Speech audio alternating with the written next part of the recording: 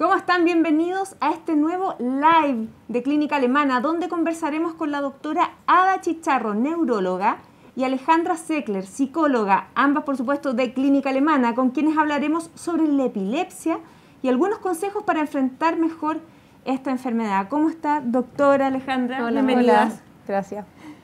Doctora y Alejandra, mientras esperamos que más personas se conecten, empecemos a conversar un poquito de esta enfermedad.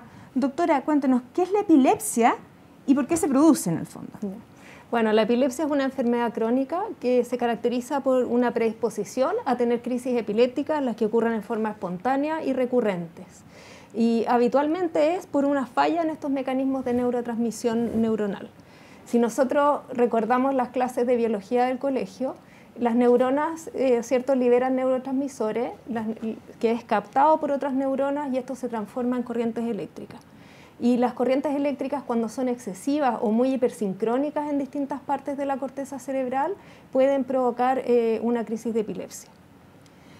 ¿Y las crisis de epilepsia en general son todas iguales o hay algunas distintas que nosotros no conozcamos usualmente? Sí, bueno, nosotros tendemos a pensar que las crisis epilépticas son lo que la mayoría de nosotros conocemos, que es cuando una persona cae al suelo y presenta una convulsión, ¿no es cierto?, que tiene movimientos involuntarios, que tiene un sonido gutural y que después de un rato, unos 2 minutos, la persona queda en el suelo un poco confusa o somnolienta. Esa es la crisis que a nadie se le va a pasar desapercibido, pero aunque ustedes no lo crean, son la menor proporción de las crisis epilépticas. Solo el 20% de las crisis epilépticas son de esta forma. La gran mayoría son crisis que pasan casi desapercibidas. Por ejemplo, las crisis de ausencia, que son muy frecuentes en los niños, en que a veces en la casa nadie se da cuenta y son los profesores que llaman a los papás porque se dieron cuenta que el niño se quedaba con la mirada perdida, que cuando le hablaban no respondía y que esto duraba muy breves segundos. Otro tipo son las crisis focales del adulto, que son las crisis más frecuentes de todas y que consisten en que las personas hacen gestos automáticos. Por ejemplo, mueven la boca, están desconectados con mirada fija, mueven la boca o mueven las manos como buscando algo y después no se acuerdan. Y incluso hay otras que tienen mecanismos más complejos todavía automáticos, en que una persona, por ejemplo, puede correr en círculos y después no acordarse de nada de lo que hizo, o caminar sin saber, sin rumbo, digamos, y después estar totalmente perdido y no saber cómo llegó al lugar donde llegó. Esas son crisis epilépticas también. Esas son crisis epilépticas y son las más frecuentes de todas las crisis. ¿Y suele confundirse esto con otro tipo de enfermedades, por ejemplo? ¿O también tener punto de partida otra enfermedad o algún tumor o algo así? Claro, muchas epilepsias son secundarias a otras enfermedades. Por ejemplo, o sea, para que entiendan un poco las causas, la epilepsia, nosotros hablamos de las epilepsias, ¿ya? Porque existen muchos tipos distintos que son producidos de mecanismos diferentes. Hay algunos que son genéticos, que principalmente afectan a los niños chiquititos, otras causas que son adquiridas, que son la gran mayoría, que pueden ser, por ejemplo, por alguien que se golpeó la cabeza muy fuerte, que tuvo un traumatismo encefalocraneano, y que puede ser que años después de ese traumatismo comience con las crisis.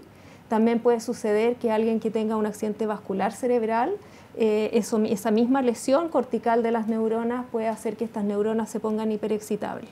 Entonces puede ser cualquier lesión en realidad que afecte la corteza cerebral. Incluso la asfixia perinatal es otra de las causas muy frecuentes, porque la corteza cerebral sufre hipoxia y queda este daño que hace que las neuronas sean hiperexcitables. Así que la verdad es que muchas las causas y cada epilepsia es distinta de la otra. Perfecto. Alejandra, ¿y cómo se ve el proceso de aceptación de esta enfermedad? Porque es difícil en una primera instancia, las familias me imagino que se asustan mucho. ¿Qué cosas pueden ayudar a aceptar mejor este diagnóstico? Bueno, María José, como tú dices, es un proceso de aceptación y de adaptación a la enfermedad. O sea, hablamos de un proceso porque incluye distintas etapas. Probablemente, como tú dices, en un comienzo hay un shock con la noticia, o sea, epilepsia, qué raro, esto conocí a alguien que una vez tuvo epilepsia, lo vi en una película, como decíamos, las típicas crisis tónico-clónicas convulsivas, que es lo que más conocemos. Entonces, al principio de la noticia hay un shock, entender de qué se trata esto, y poco a poco empiezan a aparecer otras emociones, otros estados y otros procesos. Por ejemplo, Quizás viene la tristeza, quizás viene la rabia. ¿Por qué a mí? ¿Por qué me pasó esto? ¿Por qué le pasó esto a mi hijo? A mi hija, ¿cierto? Tratar el cerebro y el proceso psicológico tiene que ver con hacer un proceso de aceptación y de adaptación a esta nueva realidad. Y así vamos construyendo a adaptarnos finalmente a lo que es esta enfermedad crónica. Es súper importante que ahí entendamos que este proceso no es solamente de la persona que lo padece, del paciente, sino también de la familia. La familia también tiene que hacer un proceso de aceptación o también de duelo por la enfermedad, porque al final perdemos la salud de alguna manera en ciertas cosas y hay ciertas limitaciones, entonces es un proceso que tenemos que entender como normativo, normal de adaptación, y no lo confundamos con una depresión necesariamente o con una enfermedad, no es una patología el proceso. Entonces esto es súper importante porque hay algunos pacientes que tienen epilepsia que tienen algunas otras enfermedades de salud mental como depresión, ansiedad, etcétera, pero también no tenemos que patologizar. Si vemos que hay un paciente que está triste, una persona que queremos que está viviendo esta enfermedad, que está triste o está angustiado, no necesariamente va a ser que tenga un trastorno de salud mental, un trastorno del ánimo, por ejemplo. Entonces, eso nos va a ayudar a que sea más exitosa la aceptación y que podamos adaptarnos. Entonces, siempre lo que nos ayuda es hablar de lo que nos pasa, hablar en familia, preguntarle al doctor. Algo muy importante en esto es preguntarle todo a su doctor tratante, al médico tratante. O sea, todas las dudas, todos los temores, todos ir planteándolos para hacer que este proceso sea lo más llevadero posible. ¿Es necesario apoyarse con un profesional para que nos oriente, por ejemplo, o sea, además del médico tratante, por supuesto, profesional de la salud mental, psicólogo, como para que nos oriente un poco cómo no sobreactuar o sobrereaccionar para que sea llevado con mayor normalidad en la familia? Mira, es relativo. Hay muchos casos en que sí se ven beneficiados de tener una mayor quizás psicoeducación, como una educación emocional de cómo relacionarse con la enfermedad y con todo lo que implica. Entonces un psicólogo, un psiquiatra pueden ayudar un poco en esa línea, ¿cierto? A entender como desde lo emocional, no tanto desde acá, sino más desde acá, puede verse súper beneficiado. Otras veces con los médicos que son comprometidos, que explican y todo, con eso también muchas veces basta. Va a depender de lo que perciba el médico tratante para hacer o no la derivación. Perfecto. Doctora, ¿qué hacer para que el tratamiento sea exitoso?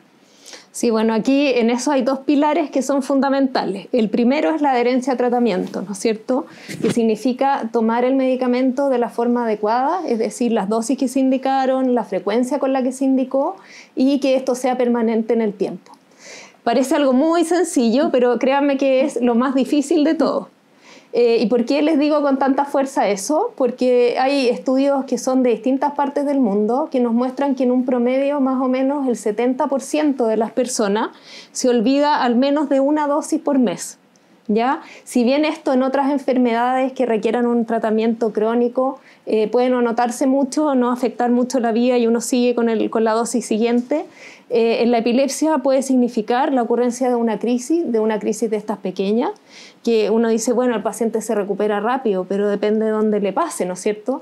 Porque si esto le da en el trabajo o le da en esta misma charla donde estamos ahora, es súper complicado para la persona enfrentar esa situación. Entonces ahí obviamente que no da lo mismo. Y en este sentido es muy importante entender que si yo me salto una dosis, estoy en riesgo de tener una crisis no solo ese día, sino que también el día siguiente y probablemente el subsiguiente. ¿Con solo el olvido de una dosis? Claro. ¿Por qué pasa eso? Porque cuando yo llego a un nivel estable, en un nivel plasmático, o sea, una concentración del fármaco en mi sangre estable, yo requiero 5 días de tratamiento ininterrumpido para llegar a eso. Entonces yo, imagínate, llego aquí a esta curva así y está mi nivel plasmático bien estable. Y sucede que si yo me salto una dosis es como bajar una escalera. Baja un peldaño y el nivel plasmático queda acá. Y para que vuelva a subir tengo que esperar varias siguientes dosis. Por lo tanto es muy importante que ojalá esto no suceda. Siempre hay olvido, a todos nos puede suceder y muchas veces nosotros mismos, si hemos tenido que tomar algún medicamento, nos ha pasado que decimos, ¿lo tomé o no lo tomé? ¿Les ha pasado a ustedes? Claro. Que uno dice, ¿lo tomé? Sí, sí lo tomé. Y imagínense si no lo ha tomado. O al revés, que diga, no, no lo tomé, y resulta que sí, y me lo tomo de nuevo. ¿Qué me va a pasar? Que voy a tener efectos secundarios transitoriamente. Entonces es importante evitar esos errores y por último, si es que suceden, tener claro que sucedieron. ¿Y cómo podemos llevar esto mejor? Con el uso de un pastillero semanal. No sé si los conocen, son esas cajitas que vienen divididas. Entonces yo tengo que llenarlo para toda la semana, sacar siempre las pastillas del pastillero y así cuando yo tenga dudas lo voy a mirar y voy a tener clarísimo si me lo tomé o no.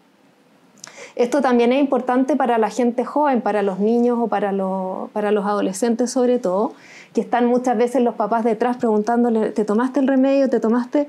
Entonces la mamá se pone nerviosa, el hijo se pone nervioso porque lo andan persiguiendo. Lo ideal es tener un pastillero, entonces la mamá va y mira el pastillero y ve que las pastillas no están y si están ahí efectivamente le recuerda que se las tome. Pero facilita la vida, yo diría que como que de toda la familia. Así que ese es un punto fundamental. Y voy a tener que explicar el segundo. Vamos a ver. El segundo punto es sobre los factores de riesgo de crisis. Tenemos que saber también que cualquiera de nosotros, en algún momento de nuestra vida, podemos tener una crisis epiléptica sin necesariamente tener epilepsia. ¿Ya? Puede ser una crisis reactiva, una crisis provocada. ¿Y provocada por qué? Provocada por algunos factores que se sabe que pueden bajar nuestro umbral convulsivante. ¿Cuáles son esos?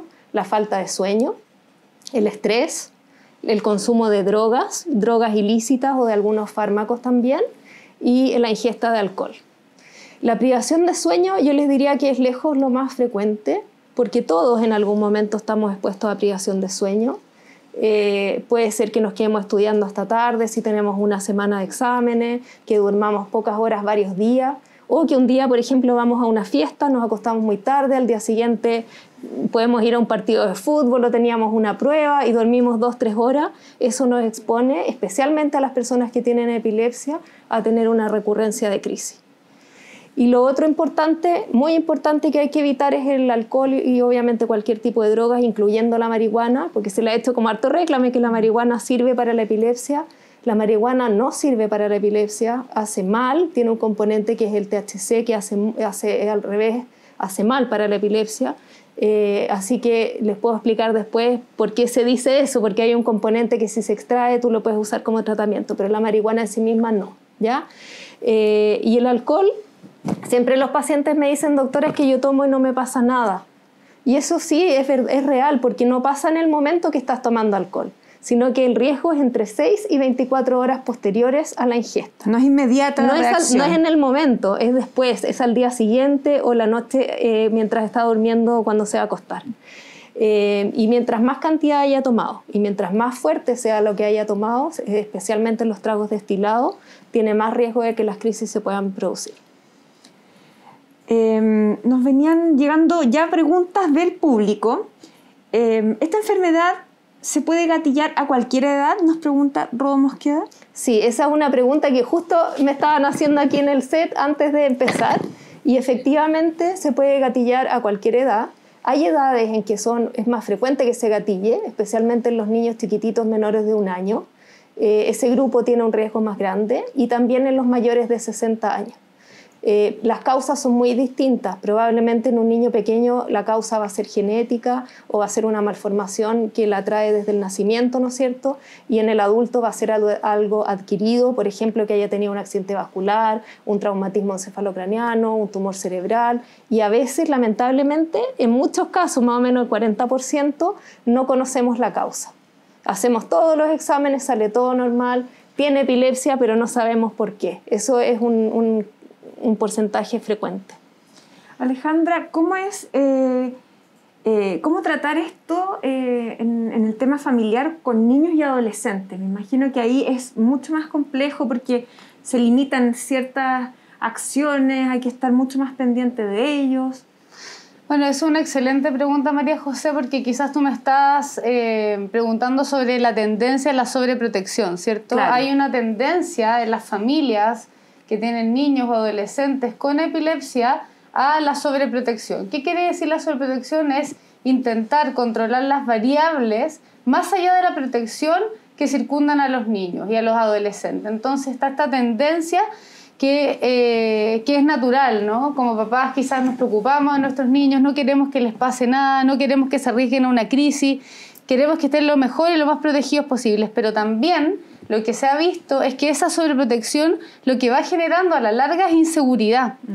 Va generando que ese niño o ese adolescente sienta que no tiene las herramientas necesarias para abordar los desafíos de su día a día, de su vida cotidiana. Entonces, como papás, quizás la invitación es a, primero que nada, informarse 100% con sus doctores, como hacer todas las preguntas, expresar los temores para racionalizarlos, porque lo que nosotros vemos con nuestros pacientes es que muchas veces tienen miedos, temores, angustias y que no las comunican. Entonces nosotros como profesionales a veces necesitamos saberlas para poder ir abordando, ir educando y haciendo que esto se entienda, para poder dar herramientas para que esos papás, por ejemplo, no necesariamente tengan que sobreproteger, sino que protejan en su justa medida y que den autonomía a ese niño o a ese adolescente que les va a dar más autoestima. Finalmente, al final, si tenemos un exceso si tenemos sobreprotección, que no es protección, lo que vamos generando a la larga es una baja autoestima. Tenemos ese riesgo. Se transforma en un niño burbuja. En un niño burbuja, exactamente. Perfecto. ¿Y esto también puede generar algún problema a la hora de enfrentarse a su propia enfermedad a medida que va creciendo este niño y después se transforma en adolescente? ¿Hay más problemas para poder enfrentar esta enfermedad de forma más individual? Sí, bueno, yo creo que eso es como un factor como de riesgo, ¿cierto? De mayor inseguridad y todo, y algo que es súper importante que quizás tendríamos que abordar en esta pregunta es los miedos. ¿Cuáles son los miedos más frecuentes de las personas que padecen epilepsia, que tienen epilepsia? O sea, miedo a hacerse adicto a los fármacos, por ejemplo, miedo que ahí si es que uno realmente le pregunta a su tratante, nos vamos a dar cuenta de que no existe eso, que un fármaco bien tomado, bien controlado, lo que hace es ayudarnos en vez de perjudicarnos.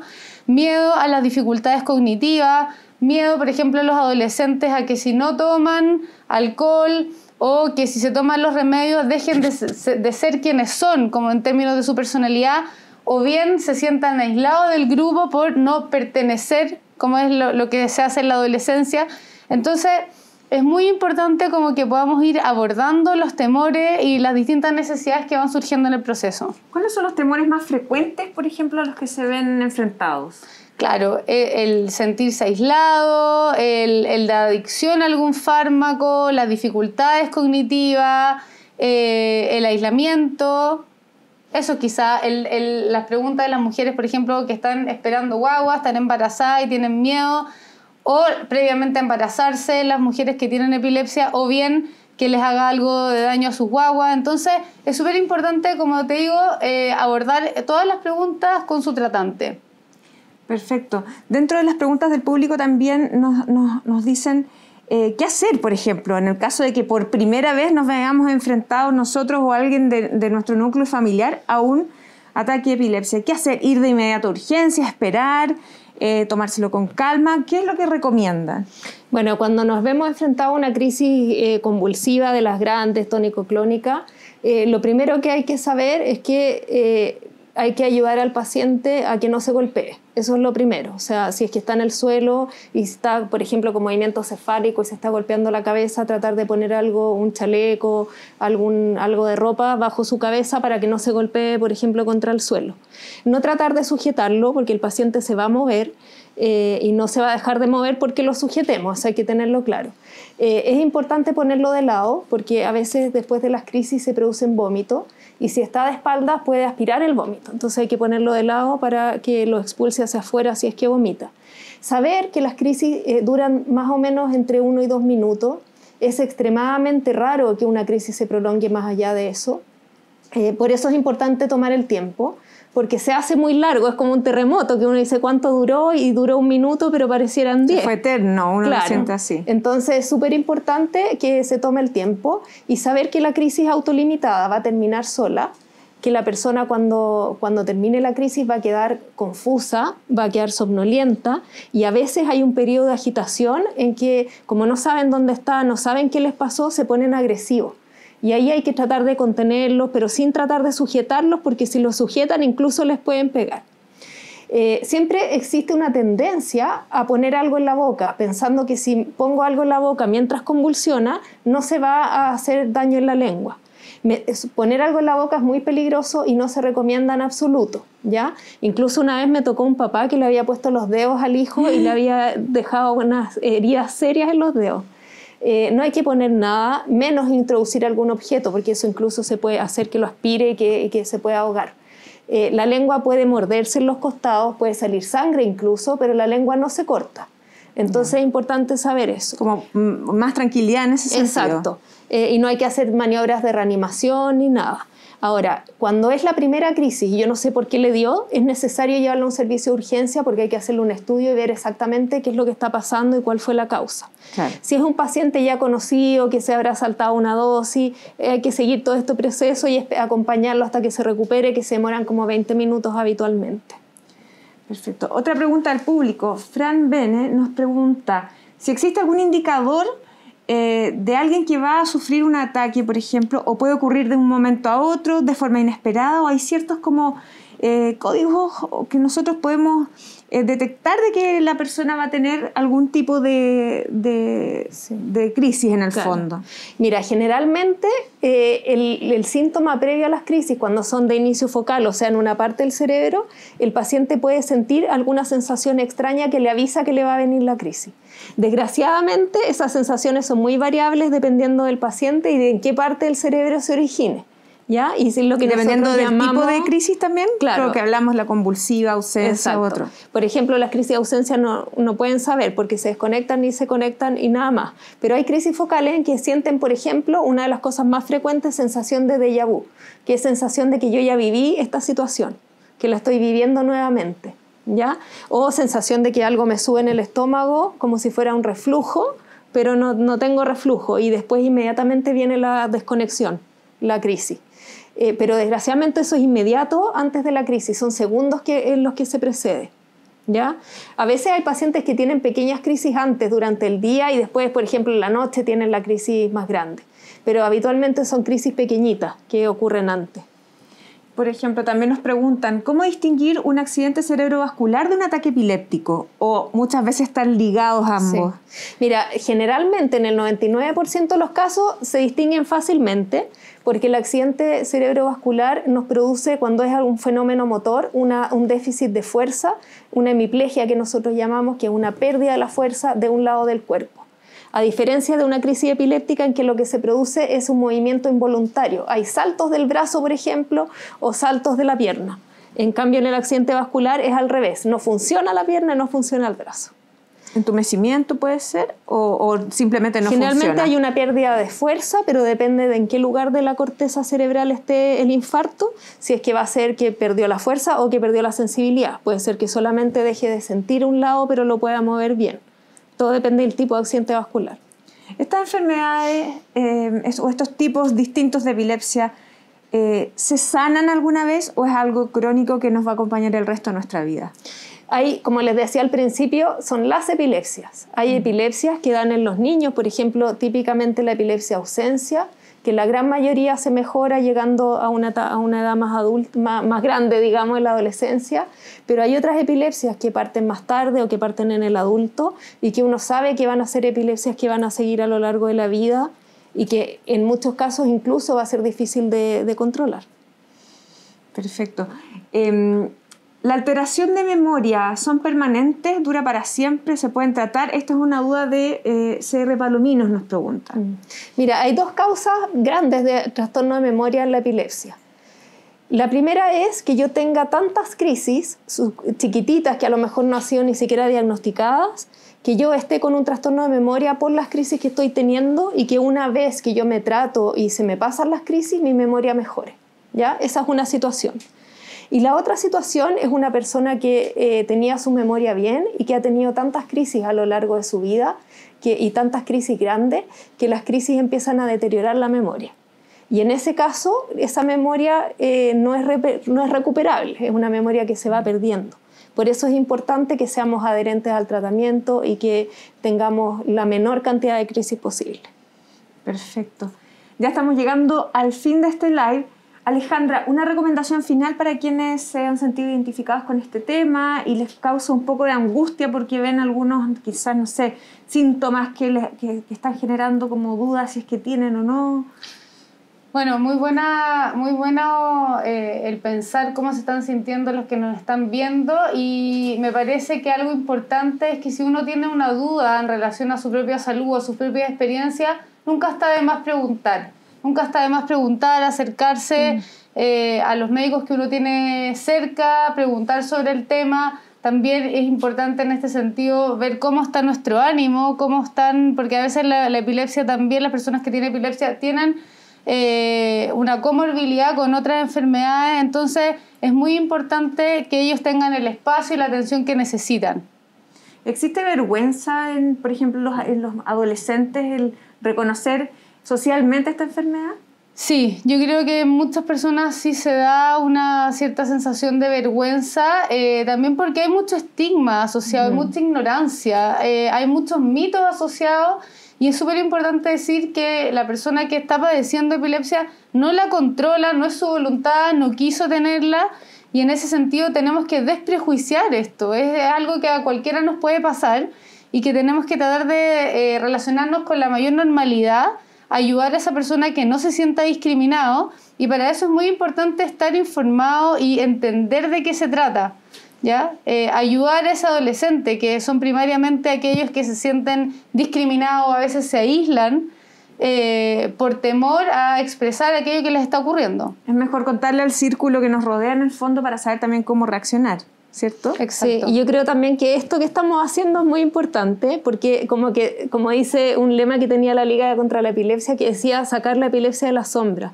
O sea, el hecho de informar y de conocer por qué se produce, qué es lo que pasa, como que le quita el miedo a lo desconocido. Y eso es muy importante. Muy importante.